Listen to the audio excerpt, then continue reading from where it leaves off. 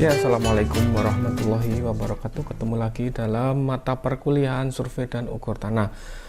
Hari ini pada pertemuan kedua saya akan menjelaskan terkait dengan peta atau definisi peta. Oke, pada pertemuan yang lalu kita sudah membahas terkait tata tertib, kemudian peraturan, kemudian rencana satu semester yang akan kita pelajari. Oke, hari ini kita akan belajar sama-sama terkait dengan definisi peta atau peta itu sendiri. Kenapa kita perlu mempelajari peta?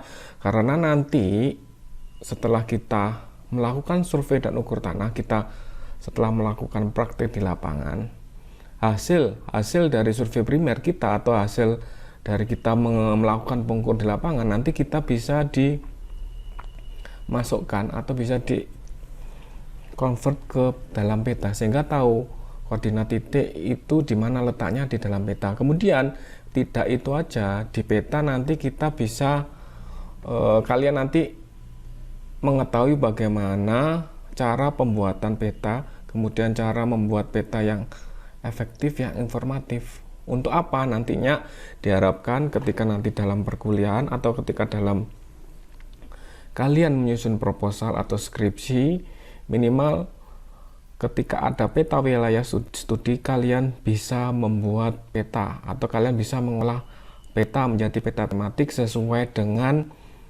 yang dikehendaki. Jadi tidak dari web atau dari Google kalian potong, kalian JPEG kemudian kalian tarik, tidak seperti itu. Jadi kalian nanti Bapak ajarkan bagaimana membuat peta secara informatif. Ada batas wilayahnya, ada batas kecamatannya, kemudian ada arah utara selatan, kemudian ada skalanya. Nah, itu sangat penting sekali. Oke, silakan disimak video penjelasan dari Bapak pada mata perkuliahan survei dan ukur tanah.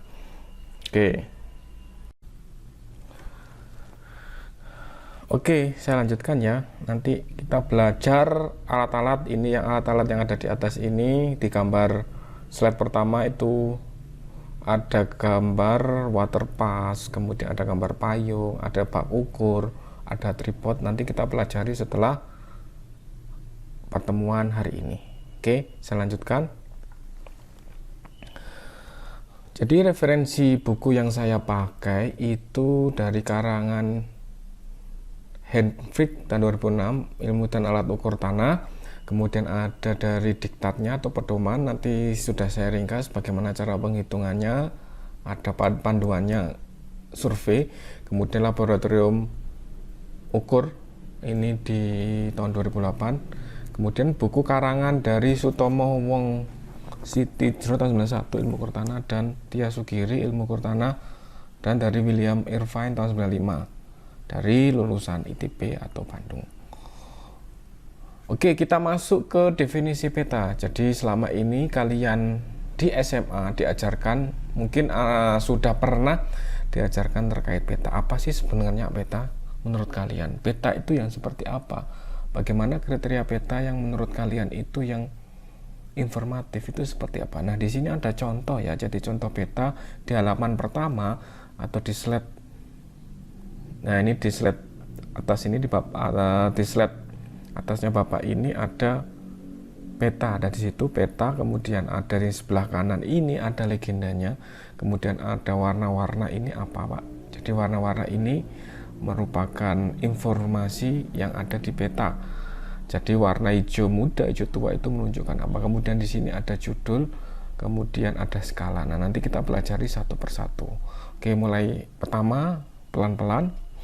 Apa pengertian peta? Nah, ini banyak sekali pengertian peta. Silahkan, tadi juga sudah saya jelaskan di depan, peta, pengertian peta dari berbagai sumber.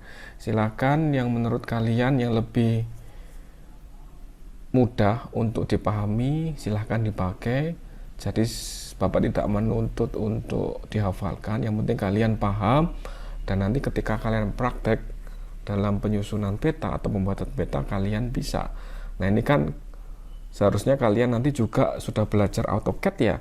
Belajar AutoCAD kemarin juga kalau tidak salah ada pelatihan dari Improtensi, pelatihan AutoCAD adik-adik kelas kalian, minimal kalian tahu tools apa nanti yang digunakan dalam membuat peta, misalnya AutoCAD. Kemudian saya juga nanti setelah ini saya juga Bapak akan mengajar GIS atau Geography Information System atau SIG.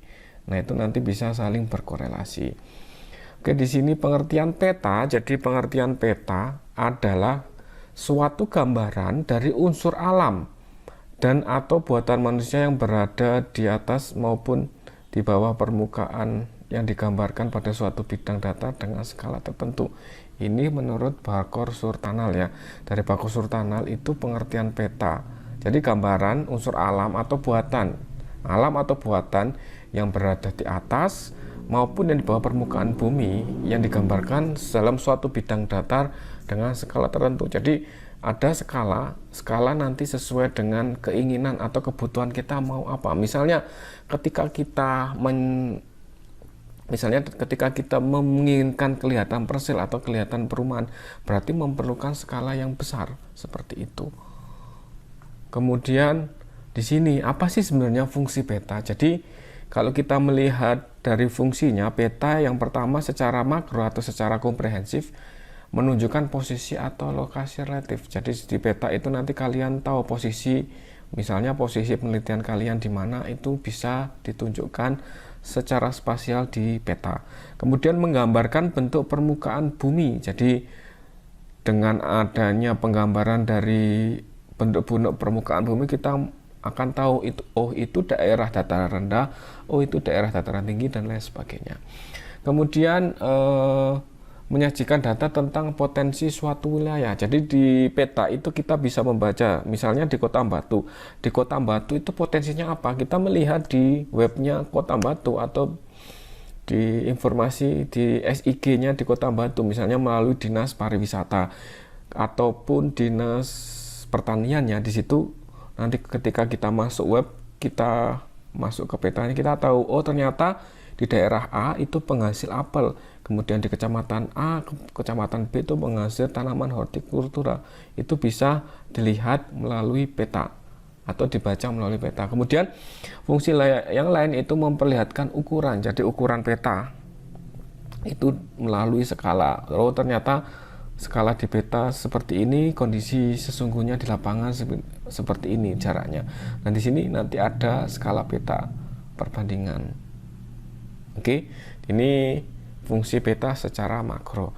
Kemudian saya lanjutkan jenis peta berdasarkan skala. Jadi jenis peta berdasarkan skala ada peta kadaster atau peta teknik, kemudian ada peta skala besar, peta skala sedang, peta skala kecil. Ini tergantung nanti kegunaannya.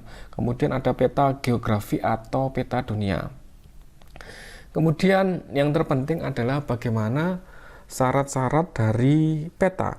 Yang pertama adalah tidak membingungkan. Jadi ketika orang lain membaca atau melihat peta kita, ketika kita membuat peta itu tidak bingung, tidak bertanya, ternyata misalnya di sini peta Malang, di sini adalah peta jaringan jalan, atau di sini adalah peta potensi wilayah. Jadi orang itu ketika membaca itu sudah paham.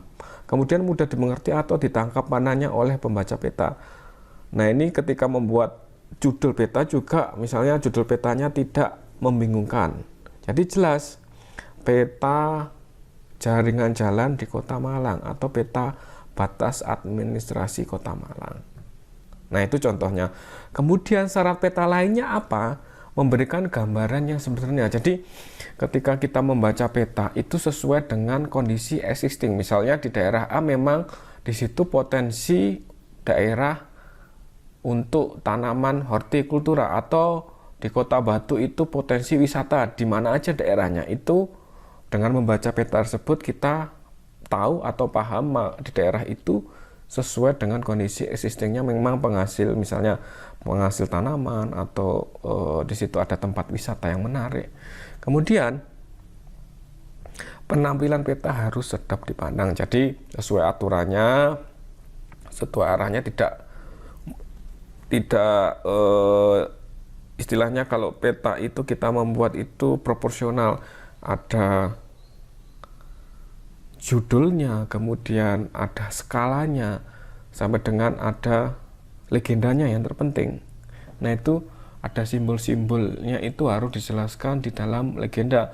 Supaya apa? Ketika orang membaca, oh ini daerah penghasil A, ini penghasil B, oh ini batas wilayahnya jelas. Seperti itu. Penampilan peta harus rapi dan bersih. Ini perlu juga diperhatikan. Oke, kemudian di sini contoh ya, ini saya ambil dari peta dari Malang, di Malang Utara, bahwa di sini adalah peta persebaran wisata di Malang Utara. Jadi spesifik, bukan Malang secara keseluruhan. Jadi wisata Malang yang berada di utara. Di sini yang merah itu ada jalan primer ya. Kalau di peta itu jalan itu disimbolkan itu warna merah. Jadi ketebalannya misalnya jalan primer itu lebih tebal dari jalan kolektor. Nah, ini perlu untuk simbolis di dalam peta. Nah, di sini terlihat ada gambarnya, kemudian ada jenis-jenis pariwisatanya. Ini contoh aja ya. Kemudian kita masuk lagi ke jenis peta. Jadi di dalam peta itu ada dikelompokkan berbagai jenis. Yang pertama adalah peta menurut cara penyajiannya. Jadi yang pertama itu ada peta garis, yaitu objek-objek yang ada di permukaan bumi ditampilkan atau digambarkan sebagai titik dan garis. Misalnya peta rupa bumi, peta jaringan jalan, dan peta kontur. Misalnya peta jaringan jalan, maka di situ notasinya itu berupa garis. Karena panjang jalan itu nanti dibedakan, tadi sudah saya jelaskan, ada jalan primer dan juga jalan sekunder, itu beda tergantung tebal tipisnya.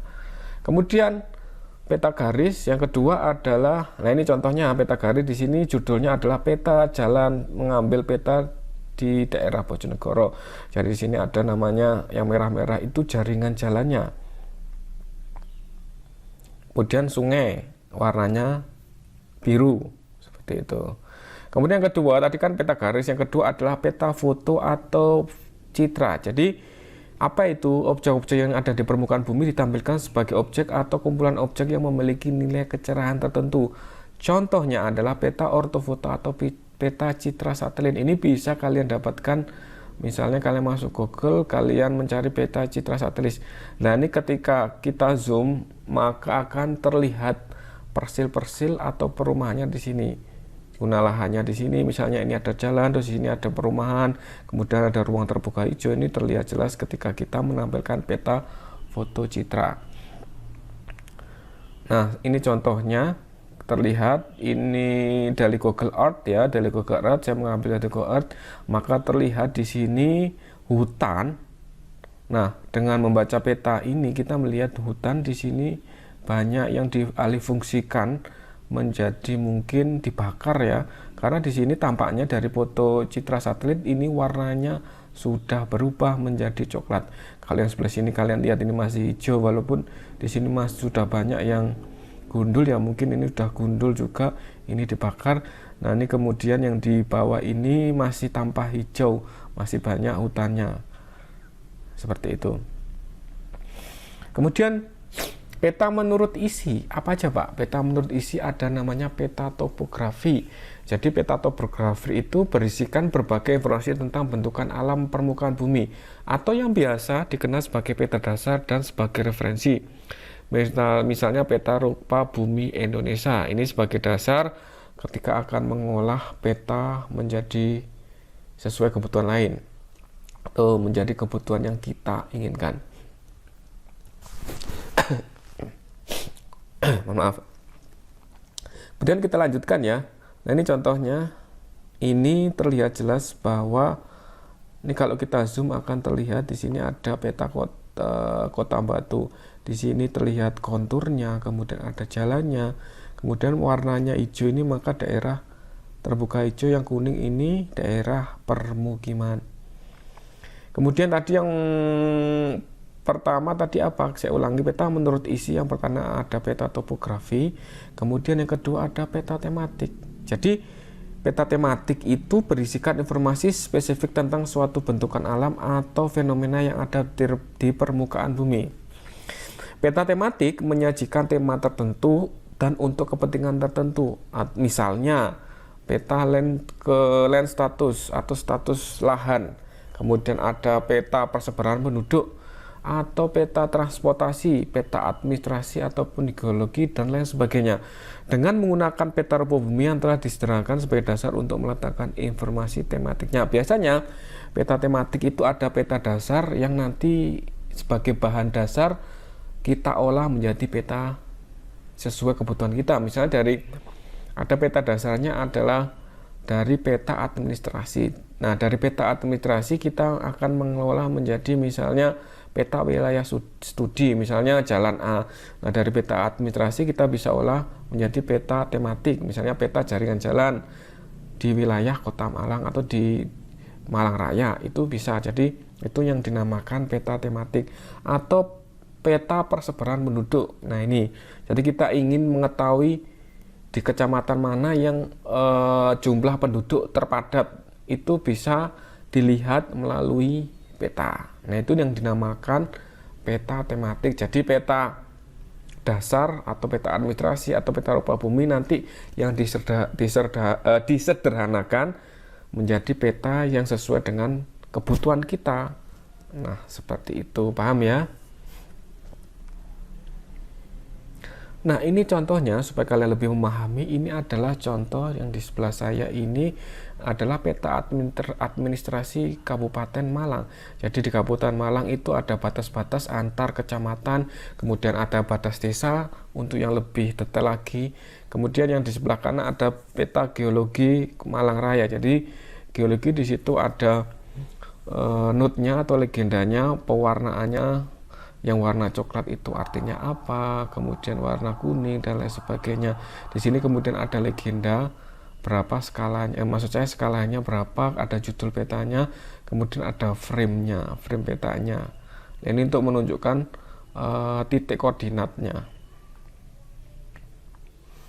Nah, ini contoh peta tematik yang Bapak bikin, misalnya pada kegiatan ini pengembangan kawasan peternakan Kabupaten Probolinggo tahun 2000. Jadi pada tahun 2017 ada kegiatan pengembangan kawasan peternakan. Jadi di sini ini merupakan Kabupaten Probolinggo, maka di sini Bapak akan memetakan persebaran kawasan peternakannya. Tadi di sini ada judul, ada kopnya. Ini kop yang memberi pekerjaan, kemudian judulnya, judul petanya apa, ini nama kegiatan proyeknya, kemudian ada legenda. Jadi legenda itu yang menunjukkan ini yang merah itu merupakan ibu kota kabupaten, kemudian ada garis putus-putus itu batas kecamatan, itu batas kabupaten, kemudian yang di sini hierarki jalan yang sudah saya jelaskan di depan tadi ya, warnanya merah itu jalan arteri primer, kemudian kolektor, jalan lokal dan lain sebagainya. Kemudian ada sungai yang berwarna biru, kemudian ada skala, ini arah utara selatan sampai dengan yang mengerjakan ini CV-nya seperti itu. Jadi jelas ketika orang melihat peta tersebut, oh ini merupakan peta persebaran kawasan peternakan. Yang kuning-kuning ini persebaran di masing-masing kecamatan. Itu contohnya. Jadi nanti kalian saya harapkan ketika akan proposal harus membuat yang peta yang bagus seperti ini. Jangan peta yang tidak jelas. Ya, paham ya? Oke, Bapak lanjutkan. Kemudian yang ketiga tadi sudah ya, peta menurut format. Ada peta hard copy dan digital. Jadi ini dalam bentuk file, ini yang di print. Kemudian peta menurut skala, ada peta skala sangat besar, lebih besar 1:10.000. Kemudian ada peta skala besar antara 10.000 sampai 100.000. Kemudian ada peta skala sedang dan peta skala kecil 1:1.000.000. Kemudian peta menurut tujuannya, misalnya tujuan untuk dibuat pendidikan, untuk ilmu pengetahuan, informasi umum, atau untuk guide turis misalnya yang berasal dari luar kota Malang ingin berlibur atau ingin tamasya ke kota Malang, maka ada peta turisme. Kemudian ada navigasi, kemudian ada peta aplikasi teknik dan perencanaan. Nah, ini macam-macam sesuai kebutuhan. Oke, di sini bagaimana? Jadi kalian ketika sudah tahu tata cara pembuatan peta harus bisa membaca teknik membaca peta. Ada beberapa hal yang perlu diketahui untuk membaca peta. Yang pertama ada judul. Jadi ada judul tadi ya, sebelah kanan judul untuk mengetahui isi dan tempat yang akan digambarkan. Ada skala peta, ya ini berkaitan dengan ukuran geometri bumi untuk mengetahui jarak atau luas suatu tempat di lapangan. Jadi ketika peta yang kita gambar itu 1 banding berapa, berarti 1 cm di peta mewakili berapa kilometer yang ada di lapangan. Itu bisa diketahui. Kemudian ada simbol, yaitu gambaran dari kenampakan di permukaan bumi. Ada simbol-simbol. Kemudian ada sistem koordinat yang terpenting, yaitu berkaitan dengan posisi untuk mengetahui lokasi daerah mana yang dipetakan. Jadi koordinatnya itu jelas di GPS, nanti disinkronkan di peta. Oh ternyata misalnya letak lokasinya di sebelah sini, berapa koordinat bujur lintang selatan dan lain sebagainya. Kemudian ada arah utara untuk orientasi peta sebagai petunjuk arah utara. Kemudian ada garis kontur untuk mengetahui ketinggian tempat dan kemiringan lereng. Jadi nanti hubungannya sama survei ukur tanah. Di sini kita akan melihat atau mencari garis kontur menggunakan apa? Waterpass atau theodolit. Nanti kita aplikasikan ke peta. Oh ternyata daerah sini daerah dataran tinggi, maka daerah dataran tinggi itu cocok untuk tanaman hortikultura, atau di sini merupakan daerah dataran rendah, maka ini cocok untuk membangun gedung dan lain sebagainya. Jadi dengan waterpass atau theodolit.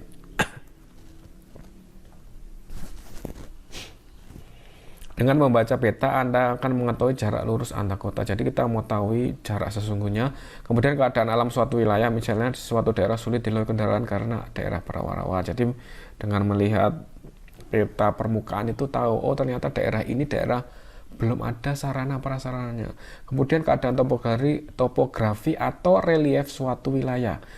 Kemudian keadaan penduduk suatu wilayah, misalnya kepadatan dan persebarannya. Tadi sudah Bapak singgung di depan adalah misalnya peta persebaran. Jadi oh ternyata di daerah Unitri itu termasuk kecamatan Lowokwaru misalnya. Di Lowokwaru ternyata daerah yang padat. Kenapa? Di situ banyak kampus, kemudian banyak permukiman. Itu bisa diketahui dari peta tersebut.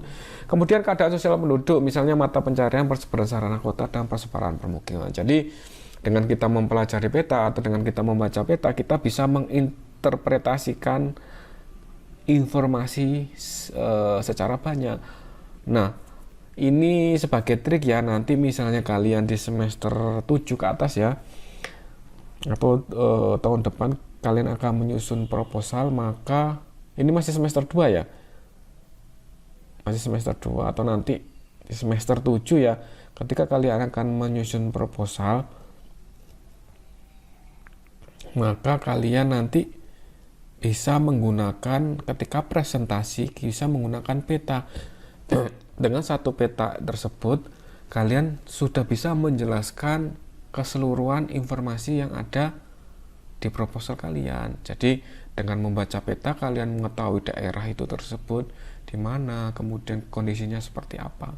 Jadi informatif, tidak kata PowerPoint kalian copy paste Word, copy paste ke PowerPoint semua kata-kata, itu nanti membuat kebosanan dari orang yang atau presentasi kalian menjadi bosan. Jadi alangkah baiknya ketika presentasi itu menyajikan peta-peta atau gambar-gambar yang nanti bisa kalian jelaskan. Itu lebih informatif dan lebih bagus. Oke. Saya lanjutkan di sini secara garis besar terkait informasi peta. Jadi apa aja yang komponen yang harus ada dalam pembuatan peta? Yang pertama, satu, di sini ada judul. Nanti otomatis kalau peta nggak ada judul itu juga bingung. Jadi kan di depan sudah dijelaskan syarat-syarat peta tidak membingungkan. Berarti harus ada judulnya. Judul petanya apa? Ditulis di sini. Kemudian yang kedua, ini petunjuk letak peta atau diagram lokasi. Bisa ditaruh di kolom 2. Kemudian informasi sistem referensi, jadi peta tersebut referensinya apa, misalnya dari peta rupa bumi atau peta asal peta itu dari mana, bisa ditaruh di kolom 3. Kemudian yang keempat, informasi pembuat dan penerbit peta. Nah, pembuat dan penerbit peta itu bisa di kolom 4. Kemudian kelima ada informasi nama dan nomor lembar peta. Kemudian yang keenam legenda, ini yang terpenting, informasi mulai dari keterangan simbol-simbol itu dijelaskan di legenda supaya yang baca itu mengerti. Kemudian yang ketujuh keterangan riwayat peta. Nomor 7, ke-8 pembacaan koordinat geografi, koordinatnya berapa. Yang 9 itu petunjuk pembacaan koordinat UTM. Ini UTM itu nanti disinkronkan apakah titik koordinat itu sudah sesuai. Kemudian yang 10 pembagian daerah administrasi. Nomor 10, yang 11 ada skalanya. Apakah termasuk peta ini skala besar, sedang, ataupun skala kecil. Yang ke-12 ada singkatan kesamaan arti di peta. Jika ada singkatan bisa ditaruh kolom nomor 12. Kemudian yang ke-13 ada diagram arah utara, tadi arah mata angin ya, utara, timur, selatan, barat. Yang ke-14 adalah nomor lembar peta kiri bawah. Jika ada nomor bisa dicantumkan. Nah, ini secara makro atau secara keseluruhan informasi yang harus ada di dalam peta. Oke, kita breakdown ya satu persatu supaya kalian lebih paham.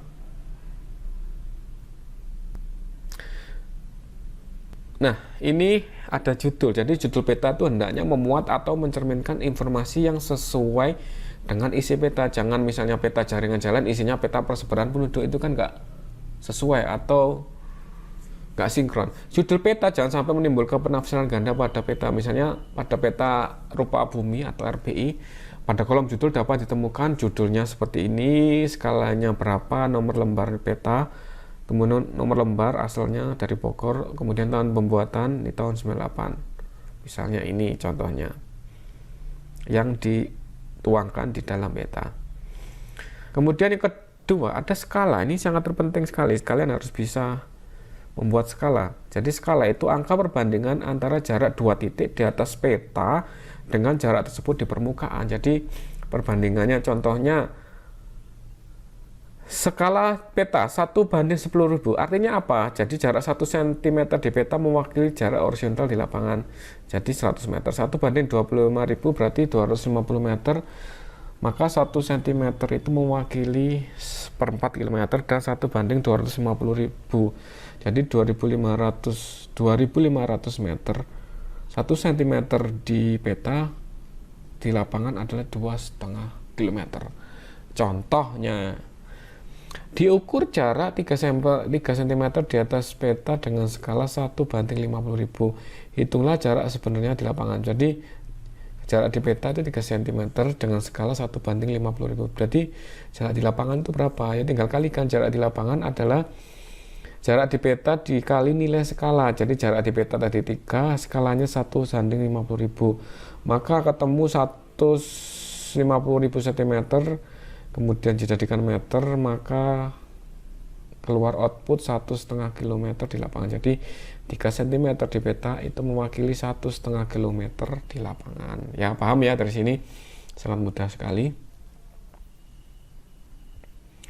Kemudian yang selanjutnya ada legenda. Jadi legenda ini mewakili atau gambar-gambar yang ada penjelasan di peta itu nanti dijelaskan secara informatif di legenda ini. Misalnya di sini ada ketinggiannya dengan pewarnaan yang berbeda, kemudian ada simbol-simbol, ada sungai, ada jalan, ini ada kolam ikan dan lain sebagainya. Legenda ini dibuat sesuai dengan kebutuhannya atau judul petanya seperti apa, sehingga pokoknya di legenda ini mewakili apa yang ada di simbol itu, maknanya diartikan di legenda ini. Nah, di sini kan sudah dijelaskan legenda peta dibuat untuk menjelaskan simbol-simbol yang terdapat di dalam peta. Jadi ketika orang baca simbol ini artinya apa, bisa langsung dilihat di legenda. Oke, saya lanjutkan. Nah, sudah selesai. Mungkin sedikit penjelasan terkait definisi peta dan cara penggunaan tadi, kemudian skala dan lain sebagainya sampai terakhir ini. Oke, silakan kalian bisa mengulang lagi video yang saya berikan, atau ketika masih mengalami kesulitan silakan kalian bertanya. Nanti di minggu depannya lagi setelah ini ada tanya jawab, silakan kalian pergunakan untuk bertanya mana aja yang belum mengerti dari penjelasan Bapak. Nanti ketika Bapak bisa menjelaskan, saya akan menjelaskan sesuai dengan bidang ilmu saya. Dan kemudian ketika ada pertanyaan belum bisa Bapak jawab, maka akan menjadi PR dan akan saya jelaskan lagi di minggu depannya ya.